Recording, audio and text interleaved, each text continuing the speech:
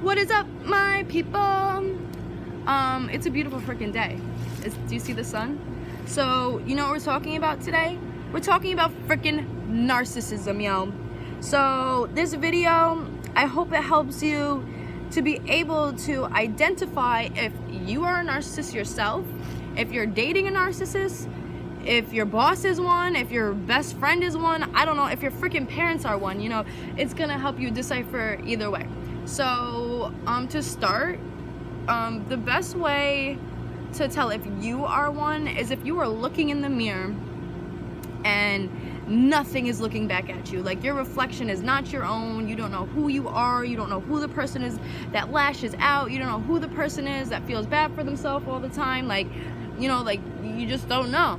I mean, that's not the only thing. We're gonna get in deep. We have key pillars coming up, but you know, that's your first sign. And if you're in that place where you're starting to question who you are and who's looking back at you in the mirror, maybe you should pay attention, because you know, the thing about becoming a narcissist, you know, you're not born one. Nobody's born one. You get made into one.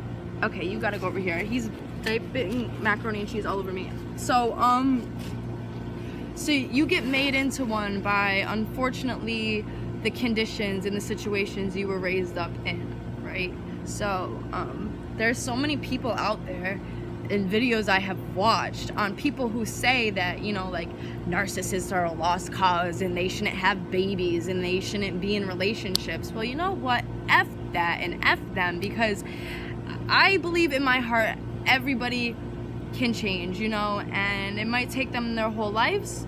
It might take a couple of years, but with the right dedication and with the right work ethic on self, anybody can get back to who they were before the child inside them was damaged and chased out by fear. You know, that has a lot to do with healing your chakras, but that is a whole other topic that I'm not even gonna just run into right now. So let's get to these key pillars. For one, they lack empathy.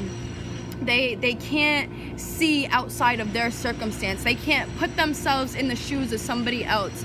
They can't move because they know that, you know, that person deserves something. You know, they can't look at a situation and be like, you know what, I know this will hurt that person, or you know what, I know that this will make this person feel good, so I'm gonna do that. You know, they just lack empathy. They are for themselves, and they don't care about anything but what they're doing, and they don't care if it affects other people as long as they're good at the end of the day.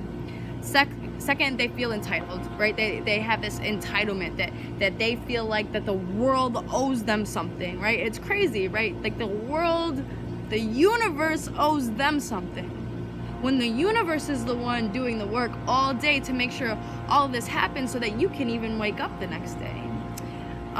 Third, they expect special treatment to be given to them without giving back to others, without giving back to the world, to the community, to the people that they're close to, the people that they've decided to have in their lives, right? And they're also very superficial.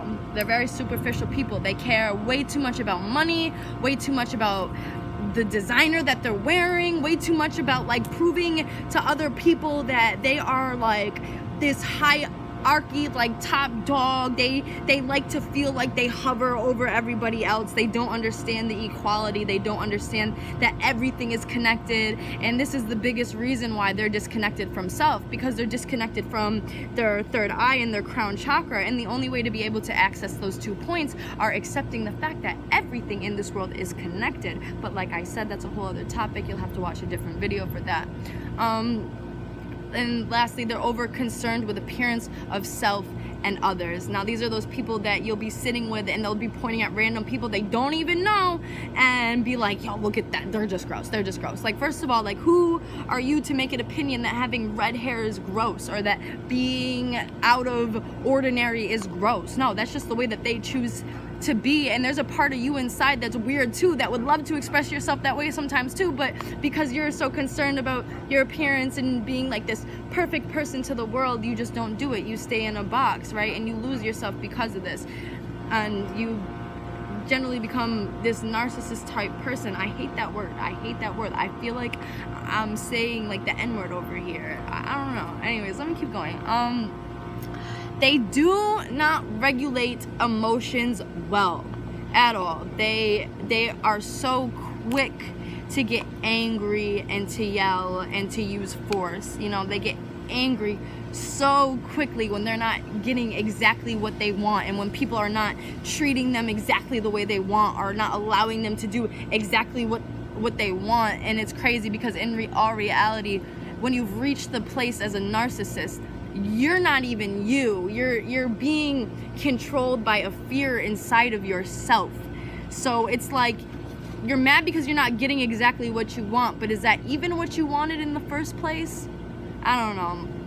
They are also hypersensitive to criticism. Like, you can't say jack S to these people. They're not freaking hearing it, you know? And then, like, on top of them not hearing it, they're gonna make you feel bad about yourself for opening up and shining light on something inside of them that needs to be healed and fixed, because it's not healthy for them nor anybody else that is in the vicinity of these people, right?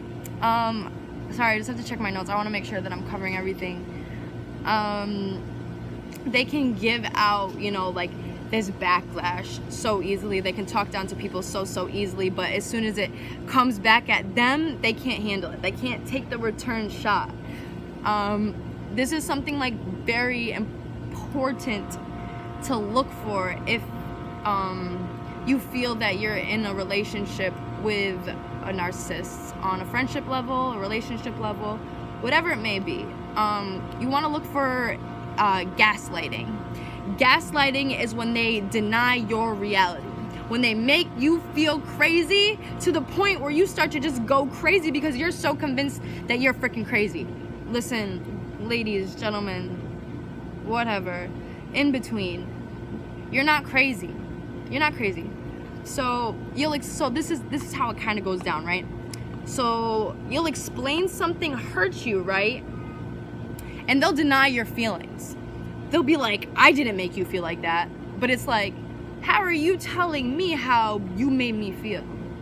Like, it's very confusing. It's very confusing. And this is how they make you feel crazy, right? Because in your head and in your heart, you know this person is making you feel this way, and then they're denying that they're even making you feel that way. So then now you're questioning yourself.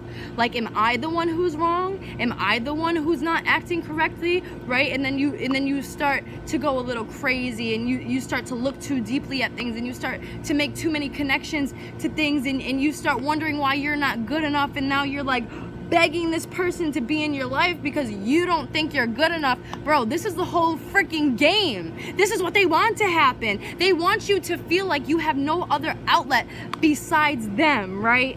Or, like, here's another example. You'll have an argument a few days before, and you'll be reflecting on yourself and feeling still hurt about that argument. So you'll go to them and you'll be like, you said this and it hurt me. And they'll be like, I didn't do that. I didn't say that. And they'll just deny it.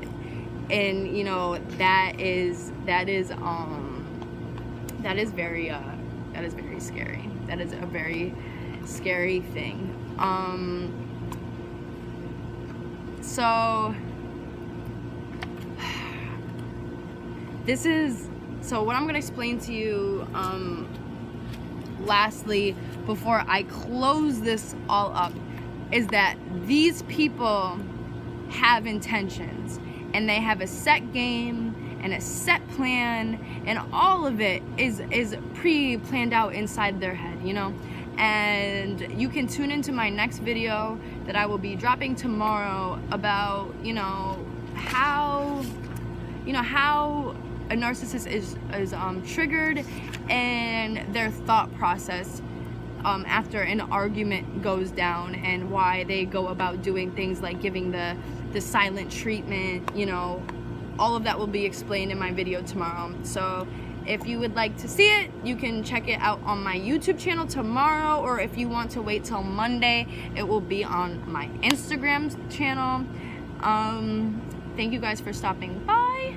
Thank you for learning with me and Mikey. We are gonna go now. Say bye, Bobby. Say bye. We love you. One love.